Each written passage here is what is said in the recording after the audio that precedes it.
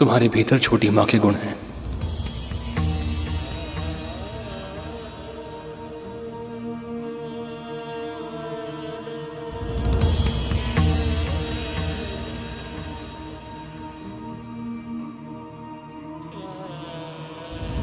इससे अधिक गर्व की बात मेरे लिए और क्या हो सकती है भैया।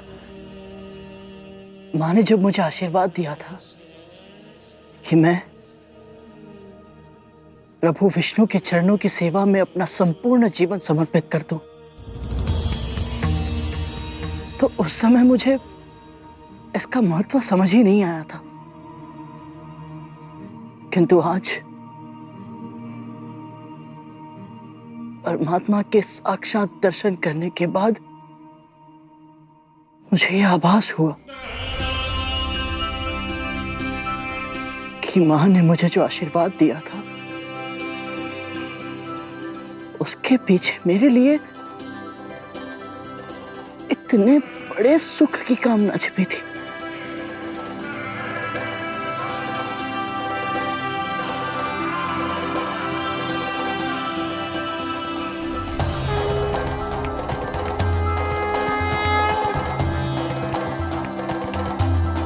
भैया, परमपिता के दर्शन तो आपने करवा दिए, किंतु मां लक्ष्मी कहाँ है?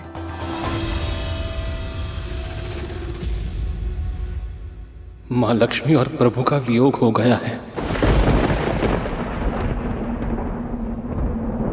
और इसी कारण दुखी होकर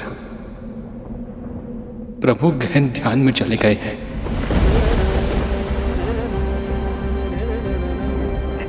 क्या? किंतु कैसे भैया? और आपने मां लक्ष्मी को रोका क्यों नहीं? आप तो यहीं रहते हैं ना। और भैया आप यहाँ क्यों रहते हैं?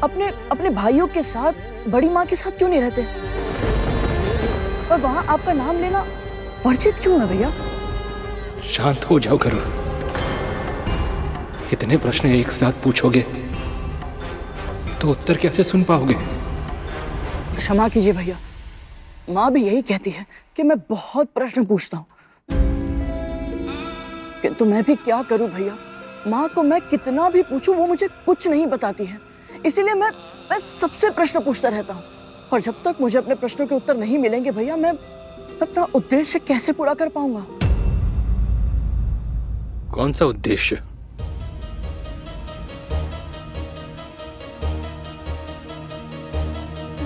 मेरे जीवन का एकमात्र उद्देश्य है अपनी माँ को आपकी माँ की दास्ता से मुक्त कराना।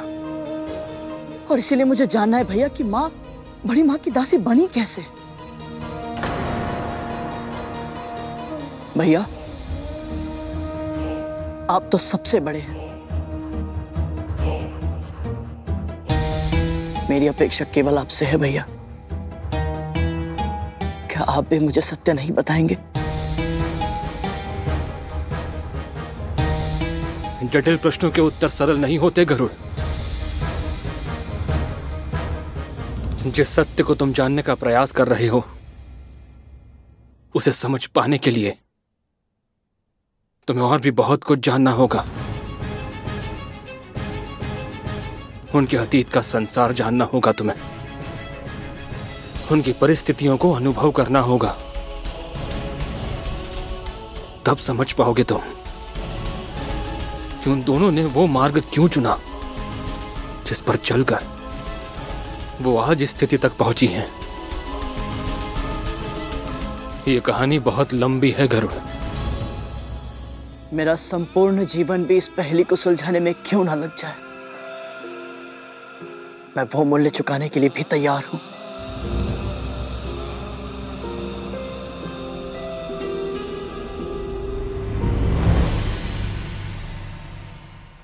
ठीक है गरुड़,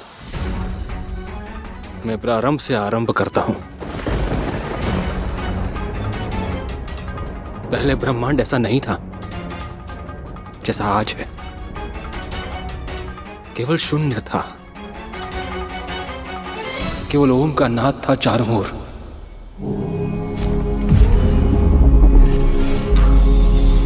बढ़ते बढ़ते ये नाद इतना तीव्र हो गया कि इसके आवेग से शून्य को चीरते हुए प्रकट हुआ क्षीर सागर, और उस क्षीर सागर के मध्य प्रकट हुए परम पिता विष्णु।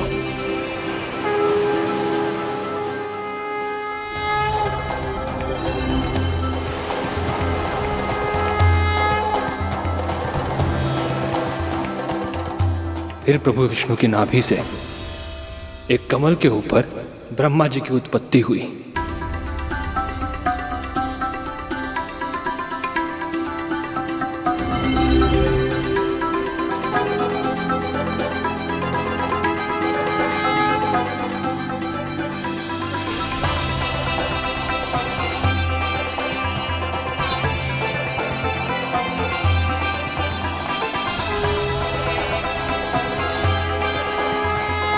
हे नारायण,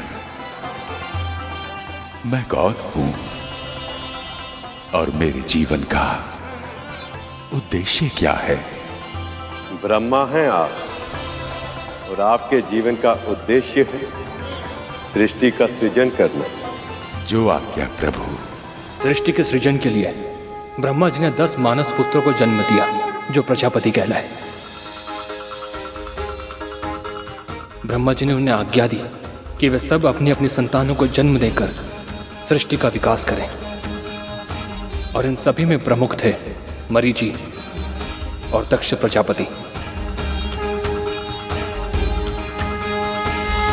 प्रजापति दक्ष की 17 पुत्रियों का विवाह प्रजापति मरीचि के पौत्र प्रजापति कश्यप से हुआ।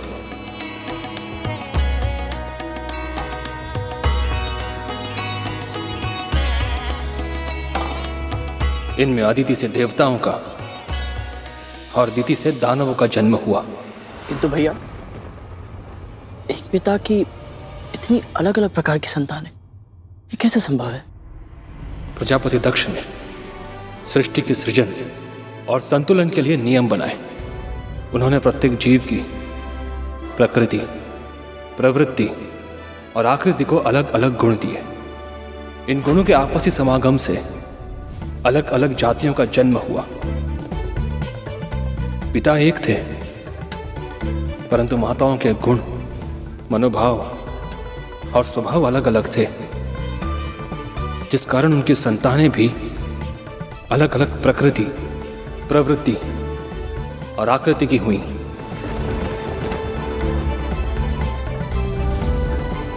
आदित्य और दिति की संतानें तो एक दूसरे से बिल्कुल ही विपरीत स्वभाव की थीं।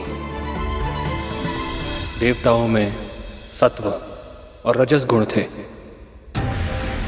जबकि दानवों या असुरों में रजस गुण होते हुए भी तमस गुण की प्रधानता थी। आसुरी प्रवृत्ति प्राणी को शांत नहीं बैठने देती।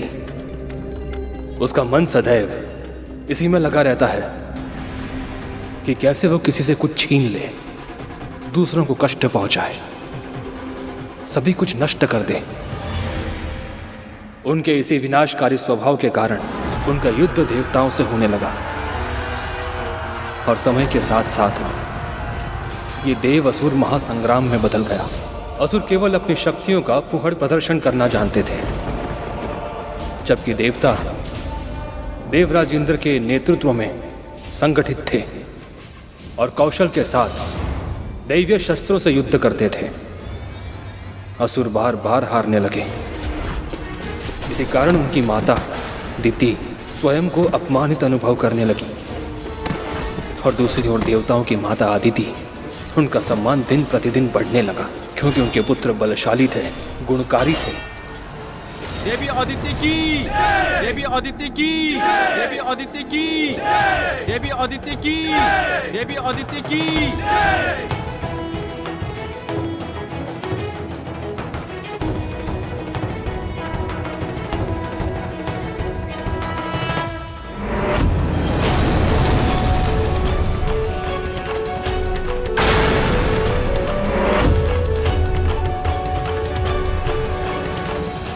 बीच में रोकने के लिए क्षमा चाहता हूं भैया, किंतु देवों और असुरों के बीच की शत्रुता का, उनके महासंग्राम का मेरी मां की दासता से क्या संबंध है? संबंध है गरुड़, गहरा संबंध है।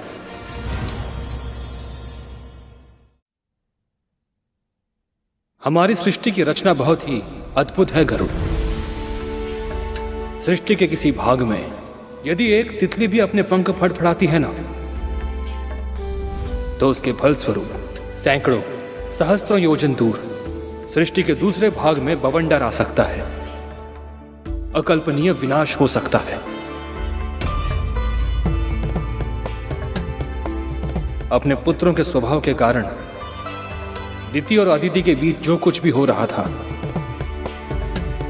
प्रजापति कश्यप की दूसरी पत्नियां विंता और कद्रू वो सब देख रही थी।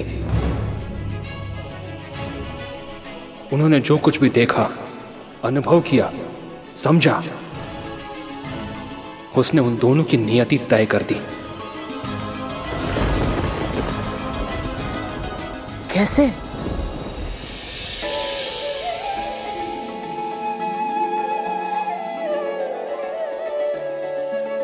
आज जीत के दिखाओ तो मानू। अभी दौड़ समाप्त नहीं हुई दीदी।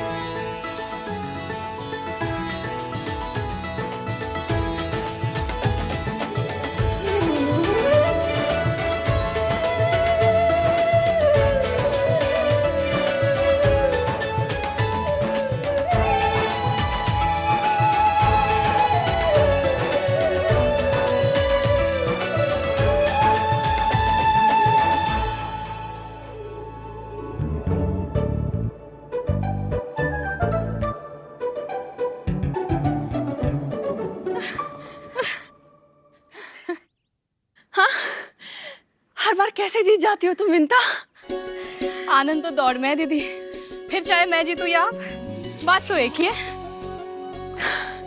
सच कहा तुमने, असली माँ तो फल का नहीं कर्म का होता है। तुम्हारी यही बातें मेरा मन मोह लेती है। बस बस दीदी, प्रशंसा अभिमान को जन्म देती है और मैं नहीं चाहती कि मैं कभी भी अपने नाम से विपरीत आचरण करूं। सदैव विनीत रहूं, यही इच्छा है मेरी। लो, हम कर्म की बात कर रहे थे, किंतु वो कर्म करना भूल गए जिसके लिए हम यहाँ आए हैं।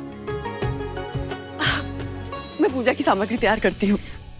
और मैं चंदन घिसकर लेप बना लेती हूँ। नहीं, बिल्कुल भी नहीं। चंदन घिसने का कार्य परिश्रम का होता है, वो मैं कर लूंगी। तुम्हारे ये फूल से हाथ केवल प्रभु पर फूल चढ़ाने का कार्य करेंगे।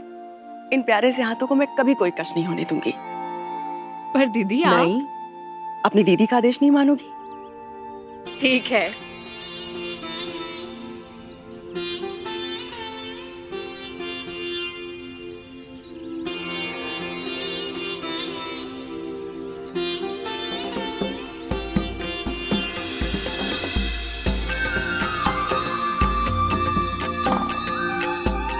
इन दोनों बहनों का आपसी संबंध समझना हो तो उस झरने की कल्पना करो गरुड़, जिसमें जल के स्थान पर बहता था एक दूसरे के लिए असीमित अथाह स्नेह, शब्दों में जिसकी व्याख्या करना असंभव है। ऐसा था इनका प्रेम, अद्भुत, अतुलनीय। जानती हो, मैंने अपने प्रभु से क्या कामना की है? कि जब भी मेरे पुत्र हो, वो अदिति के पुत्रों से अधिक शक्तिशाली हो। जितना अधिक बल मेरे पुत्रों में होगा, मुझे उतना ही अधिक सम्मान मिलेगा। पर दीदी, मुझे लगता है कि अदिति दीदी का सम्मान उनके पुत्रों के शक्तिशाली होने के कारण नहीं होता। वो तो इसलिए होता है कि उनके पुत्र संस्कारी हैं। मैंने भी श्री विष्णु से प्रार्थना की है कि मुझे भी ऐसी ही संतान दीजिएगा, सात्विक और सद्गुणी। माँ को इतनी अपेक्षा है मुझसे और मैं उन्हें पूरा नहीं कर पा रहा हूँ, उनको दास्ता से मुक्त नहीं करा पा रहा हूँ। जो फूलों तक को कष्ट नहीं होने देती, उन्हें इतने कष्ट भोगने पड़ रहे, क्यों? कभी कभी अनजाने में हुई भूल का बहुत बड़ा मूल्य चुकाना पड़ता है गरुड़। विंता माँ के साथ भी कुछ ऐसा ही हुआ था।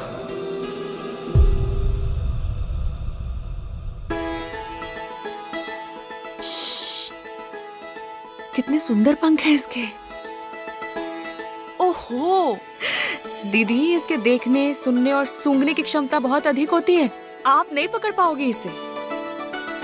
बोल तो ऐसे रही हो कि जैसे तुम पकड़ सकती हो। मेरी इच्छा होती तो अवश्य पकड़ लेती, पर दीदी मुझे किसी को बंदी बनाना अच्छा नहीं लगता। सभी को स्वतंत्र रहने का, स्वच्छंद घूमने फिरने का अधिकार तो होना ही चाहिए ना। बहाने बनाकर ना बात को टालो नहीं। सच तो ये है कि तुम इस तितली को पकड़ ही नहीं सकती। तो लगाओ शर्त। यदि मैंने इसे पकड़ लिया तो? जो तुम कहोगी मैं तुम्हें बनाकर खिलाऊंगी। सच? तो लग गई शर्त।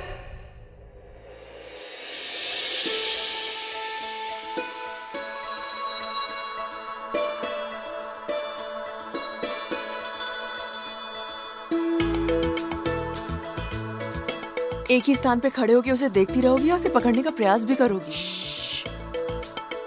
वो श्वेत पुष्प देख रही हो? उस पर उसके बैठने की प्रतीक्षा कर रही हूँ। तुम्हें कैसे पता कि वो उस पे बैठेगी या नहीं? यदि नहीं बैठी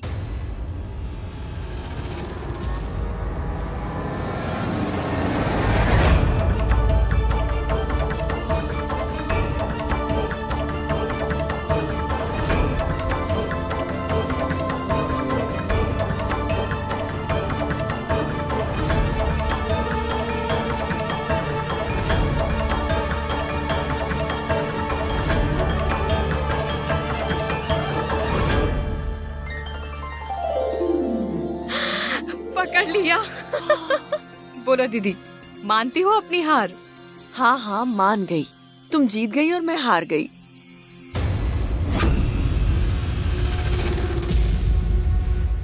इसका पंख टूट गया क्या? क्षमा करना तितली, तुम्हारी वेदना का पता ही नहीं चला। अनजाने में बहुत बड़ा अपराध हो गया मुझसे।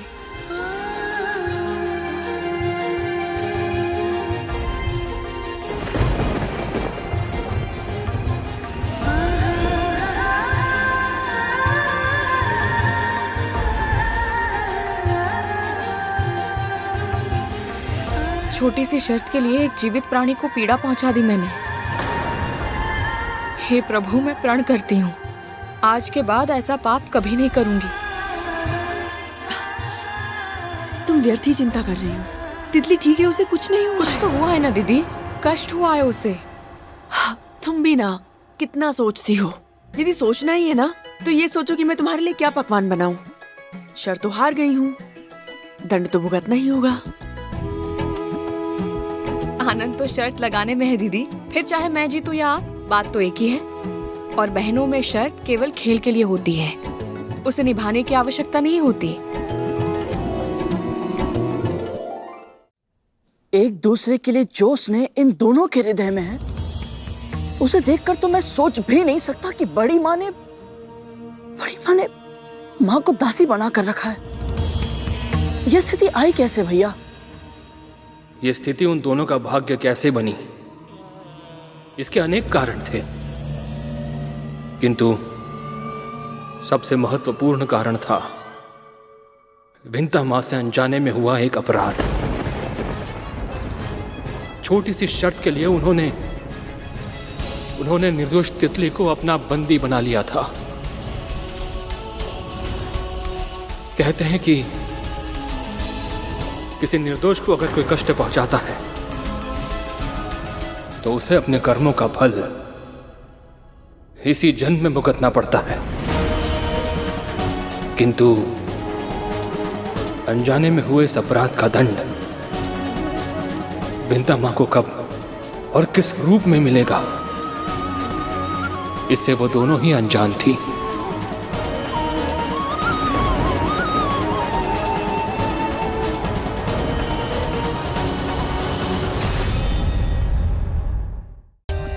For more updates, subscribe to our channel, click the show links and enjoy watching the videos.